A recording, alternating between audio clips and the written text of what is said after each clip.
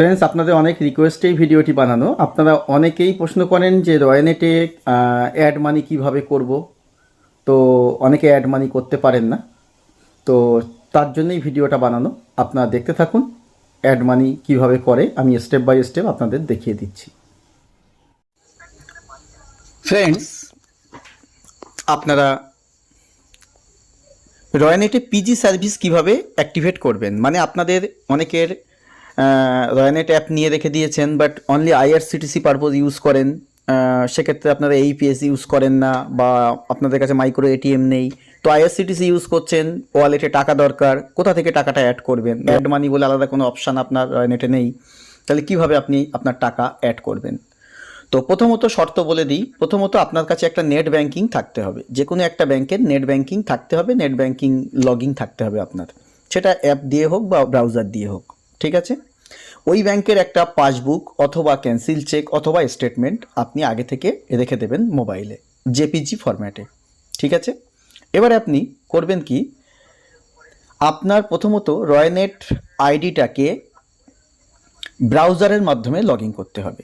ব্রাউজারে গিয়ে লিখবেন রয়নেট এক্সপ্রেসও বলে লিখবেন, লগইনে এসে সেম আইডি পাসওয়ার্ড যেটা অ্যাপে লগ ইন করেন এখানে দিয়ে লগ ইন করবেন। করার পরে আপনি ডেস্কটপ মুড করে নেবেন। করার পরে দেখতে পাচ্ছেন বাঁদিকে একটা মেনু আছে, এই যে মেনু বাটন আছে দেখতে পাচ্ছেন, এই 3 ডট, এখানে ক্লিক দেবেন।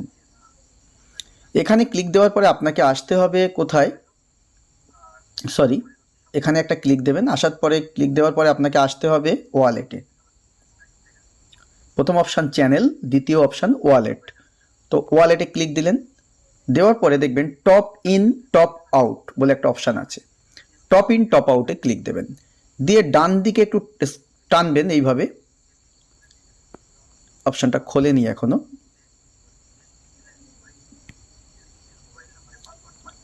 হ্যাঁ খুলে গেছে এখন, দেখতে পাচ্ছেন এক্সপ্রেসো লিমিট রিকোয়েস্ট, এখানে একটা ক্লিক দেবেন। এক্সপ্রেসো লিমিট রিকোয়েস্ট স্টেপগুলো দেখুন। তো এক্সপ্রেসো লিমিট রিকোয়েস্টের পরে দেখবেন ঠিক এইভাবে একটা পেজ আসবে। সর্বপ্রথম আপনার কাজ, আপনার যে ব্যাংকে নেট ব্যাংকিং আছে সেই ব্যাংকের অ্যাপটা ওপেন করবেন। করার পরে অ্যাড এ বেনিফিশিয়ারি অপশানে যাবেন। যাওয়ার পরে বেনিফিশিয়ারি নেম যখন চাইবে সেখানে লিখবেন রয়নেট সলিউশন প্রাইভেট লিমিটেড। দেখে দেখে যেভাবে লেখা আছে, যেখানে বড় হাতের সেখানে বড় হাতের, যেখানে ছোট হাতের সেখানে ছোট হাতের দেবেন, যেখানে স্পেস আছে সেখানে স্পেস দেবেন। সব থেকে ভালো হয় এখান থেকে কপি করে নেওয়া, এইভাবে এখান থেকে কপি করে নেওয়া, এইভাবে করে হোয়াটসঅ্যাপে কোনো একটা জায়গায় রেখে দেবেন পেস্ট করে, আবার হোয়াটসঅ্যাপ থেকে কপি করে করে আপনি ওখানে ওই বেনিফিশিয়ারি অ্যাড করার সময় পেস্ট করে করে দিয়ে করবেন, তাহলে অ্যাজ ইট ইজ হবে। তাহলে কি হলো, আপনার নেট ব্যাংকিং অ্যাপটা ওপেন করে যেটা অ্যাকাউন্ট নেম আছে সেখানে লিখবেন এটাই রয়নেট সলিউশন প্রাইভেট লিমিটেড। তারপরে হচ্ছে ভার্চুয়াল অ্যাকাউন্ট নাম্বার চাইবে, সেখানে এই অ্যাকাউন্ট নাম্বারটা দেবেন, এই যে দেখা আছে দেখেন রয়নেট। তারপরে আইএফএসসি কোড চাইবে, আইএফএসসি কোডটা দেবেন। অ্যাকাউন্ট টাইপ চাইবে, অ্যাকাউন্ট টাইপটা অবভিয়াসলি কারেন্ট করবেন। আর ব্যাংক নেম চাইবে, করবেন কি ইয়েস ব্যাংক, ব্যাংক নেমটা ইয়েস ব্যাংক করবেন। বা অনেকের ব্যাংক নেম না চাইতে পারে, সেক্ষেত্রে থাকতে পারে আদার্স করে দেবেন, মানে একটা তো সেম ব্যাংকের মধ্যে বেনিফিশিয়ারি অ্যাড করতে হয়। আপনার যে ব্যাংকের, ধরুন আপনার স্টেট ব্যাংকের, তো ওরা চায় এরকমভাবে যে আপনার স্টেট ব্যাংকে বেনিফিশিয়ারি অ্যাড করবেন, তা আপনি নিঃসন্দেহে স্টেট না, এটা হচ্ছে ইয়েস ব্যাংক। আপনার মনে হতে পারে আমার তো ইয়েস ব্যাংকে অ্যাকাউন্ট নেই, আপনার থাকার দরকার নেই, এটা আপনার ভার্চুয়াল অ্যাকাউন্ট। রয়নেট আপনাকে একটা ভার্চুয়াল কারেন্ট অ্যাকাউন্ট দিয়ে দিচ্ছে, মনে করুন রয়নেটের ভিতরে, ঠিক আছে? তো বেনিফিশিয়ারি ওখানে অ্যাড হয়ে গেল। বেনিফিশিয়ারি ওখানে একটা নিক নেম চাইবে, আপনি নিক নেমের জায়গায় রয়নেট বলে লিখে দেবেন। আবার আপনি পরোক্ষভাবে দুটো বেনিফিশিয়ারি অ্যাড করতে পারেন, আবার এখানে আইডিএফসি ব্যাংকেরও করতে পারেন, ব্যাংক নেমের জায়গায় আইডিএফসি দেবেন, অ্যাকাউন্ট নেমের জায়গায় এটা দেবেন রয়নেট সলিউশন প্রাইভেট লিমিটেড। আবার এখানে অ্যাকাউন্ট নেমের জায়গায় দেখেন রয়নেট বলে যেটা আছে, এখানে যেটা থাকবে আপনার সেটা দেবেন। আইএফসি কোড এটা দেবেন, আর অ্যাকাউন্ট টাইপ কারেন্ট দেবেন, ঠিক আছে? এইভাবে আপনার বেনিফিশিয়ারি আপনি অ্যাড করে নিলেন। এইবারে কথা হচ্ছে বেনিফিশিয়ারি অ্যাড করলে তো হবে না, ভিডিওটা স্কিপ করবেন না, পুরো দেখুন, না হলে কিন্তু আপনার কাজ হবে না। এইভাবে তো বেনিফিশিয়ারি অ্যাড করলে তো আপনার কাজ হবে না। বেনিফিশিয়ারি অ্যাড করা হয়ে গেল, করার পরে আপনাকে করতে হবে কি, এখানে দেখেন ব্লু লিঙ্ক আছে একটা, click here to apply account approval for E collect HDFC and yes, এই ব্লু লিঙ্কে ক্লিক করতে হবে। হলো, এখানে এসে আপনাকে করতে হবে কি, অ্যাপ্লাইতে ক্লিক করতে হবে। অ্যাপ্লাইতে ক্লিক করার পরে আপনি যে অ্যাপের মধ্যে বেনিফিশিয়ারি অ্যাড করেছেন, যে ব্যাংকের অ্যাপের মধ্যে বেনিফিশিয়ারি অ্যাড করেছেন, সেই ব্যাংকে আপনার যা নাম আছে সেই নামটা এখানে লিখতে হবে। অবভিয়াসলি আপনার নামেরই ব্যাংক হতে হবে, মানে আপনার নামই এখানে আবার লিখতে হবে, অন্যের ব্যাংক অ্যাকাউন্ট দিলে হবে না কিন্তু।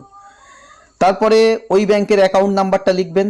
ধরুন আপনার স্টেট ব্যাংকের অ্যাপে আপনি বেনিফিশিয়ারি অ্যাড করেছেন, তাহলে আপনার এখানে স্টেট ব্যাংকের যে নাম আছে নামটা লিখলেন, আপনার স্টেট ব্যাংকের অ্যাকাউন্ট নাম্বার লিখলেন, এখানে সেই ব্যাংক নেমটা এখান থেকে চুজ করলেন, যে ব্যাংকই হোক না আপনার। তারপরে সেই ব্যাংকের IFSC কোডটা এখানে দিলেন। দেওয়ার পরে ঠিক এখানে গিয়ে আপনি চুজ ফাইল যেখানে আছে এখানে গিয়ে আপনি করবেন কি, ওই স্টেট ব্যাংক যদি আপনার স্টেট ব্যাংকের অ্যাপে যদি আপনি বেনিফিশিয়ারি অ্যাড করে থাকেন, তাহলে স্টেট ব্যাংকের পাসবই আপলোড করবেন, কি ক্যান্সেল চেক আপলোড করবেন, কি মিনি স্টেটমেন্ট আপলোড করবেন। যদি অ্যাক্সিস ব্যাংকের হয় তো অ্যাক্সিস ব্যাংকের ডিটেল এখানে ফিল করবেন, আর অ্যাক্সিস ব্যাংকের পাসবইটা এখানে আপলোড করবেন। মানে যে ব্যাংকেরই ডিটেল এখানে ফিল হবে, আপনার মোটামুটি কথা হচ্ছে আপনার নেট ব্যাংকিং আছে যে অ্যাপ যে ব্যাংকে, সেই ব্যাংকেরই ডিটেল এখানে ফিল করবেন এবং সেই ব্যাংকের একটা প্রুফ এখানে আপলোড করবেন, আর এখানে লিখে দেবে রিমার্কের ঘরে প্লিজ অ্যাপ্রুভ করে সাবমিট করে দেবেন। 24 ঘন্টা ওয়েট করবেন। করার পরে আপনি কি করবেন, আবার এখানে আসবেন, এখানে এসে আবার ওয়ালেটে ক্লিক করবেন, টপ ইনে ক্লিক করবেন, করে আবার এক্সপ্রেসো লিমিট রিকোয়েস্টে ক্লিক করবেন। 24 ঘন্টা পরে কথা বলছি। তারপরে আপনি এখানে আবার অ্যাপ্লাইতে ক্লিক করবেন এই ব্লু লিঙ্কে, করার পরে ভিউতে ক্লিক করবেন।